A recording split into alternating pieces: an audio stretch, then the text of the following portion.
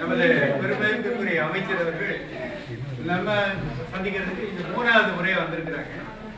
மாசம் 3 தடவை ஒவ்வொரு பகுதியும் போயிட்டு இருக்கக்கூடிய ஒரு மிகப்பெரிய அமைச்சர் நமக்கு கிடைச்சிருக்கிறாங்க. சாதாரணமா நாங்க இதுக்கு முன்னாடி இருக்கிற எம்எல்ஏக்கள் மந்திரிகளை கூட பார்க்கறது இல்லை, பார்க்க முடியல. ஆனா எங்களுக்கு இப்படி ஒரு வாய்ப்பான ஒரு அமைச்சர் கிடைச்சதுல நாங்க ரொம்ப பெருமைப்படுறோம். எங்களுடைய இதை நிறைவேற்றுறதுக்காக வந்திருக்கிறாங்க. இந்த அமைச்சர் நம்ம பொதுமக்களை மட்டும் சந்திக்கிறத விட இல்ல, கல்வித்துறையில நிறைய ஏகப்பட்ட வேலை செஞ்சிருக்கிறாங்க. 1.5 லட்சம் ரூபாய் ஃபீஸ் வாங்கியிருந்த இடத்துல இன்னைக்கு 12,000 ரூபாய் கட்டினா போதும், ஏழை மக்கள் பயன்படுகின்ற அளவிற்கு ஒரு இதை ஏற்படுத்தி இருக்கிறாங்க. அடுத்து சமச்சீர் கல்விங்கிற ஒரு மிகப்பெரிய திட்டத்தை நிறைவுபடுத்த இங்க கொண்டு வந்திருக்கிறாங்க. அது நம்ம 6ஆம் பிள்ளைகள் நீங்க படிக்க ஆரம்பிச்சிருக்கீங்க இல்லையா, புதிய கல்வி திட்டம். இது இங்கிலீஷ்ல படிக்கிறவங்கள என்ன படிக்கிறாங்களா அதே பாடமுறையை நாம தமிழ்ல படிக்கிறோம். இப்படி ஒரு திட்டத்தை, புதுமையான திட்டத்தை எல்லாம் புகுத்தியே நமக்கு மிக பெருமையை சேர்த்த நமது அமைச்சர் அவர்களை இங்கே எமது ஓடும் நிறுவனத்தின் சார்பாகவும் கேஜிபி பள்ளியின் சார்பாகவும் வரவேற்கிறேன்.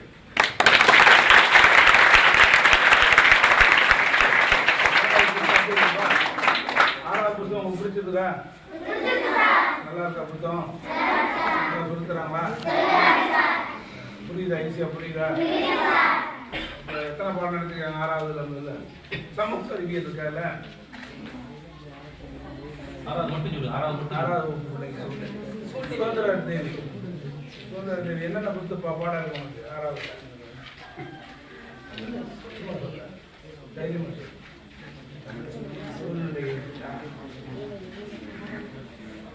ஆங்கிலம் இருக்கா? தமிழ் எல்லாமே பாடம் என்ன இருக்குன்னு சொல்லு.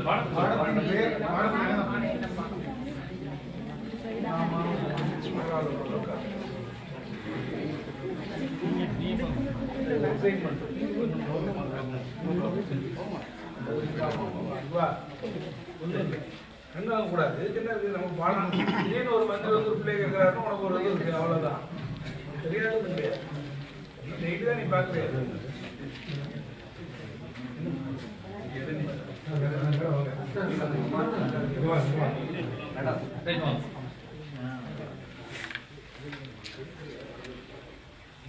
இங்க எல்லாம் பிடிச்சிருக்கா அந்த இடம்?